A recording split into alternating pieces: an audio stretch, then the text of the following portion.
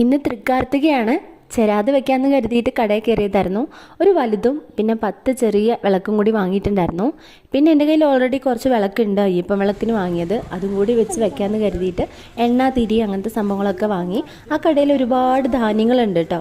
നമുക്ക് ബീൻസ്, പയർ അതിൻ്റെയൊക്കെ വിത്ത് വേണമെന്നുണ്ടെങ്കിൽ ഇവിടെ വന്നാൽ മതി. ഇഷ്ടം പോലെ സംഭവങ്ങളുണ്ട് കേട്ടോ. നമുക്ക് കറി വെക്കാനൊക്കെ ഉപ്പേരി വെക്കാനൊക്കെ ആയിട്ട് ആൾക്കാർ ഇത് വാങ്ങിയിട്ട് പോകാറുണ്ട്. ഒരുപാട് ധാന്യങ്ങളുണ്ട് കേട്ടോ. ഇത്രയും അധികം ഉള്ളത് വേറൊരു കടയിൽ ഞാൻ കണ്ടിട്ടില്ല.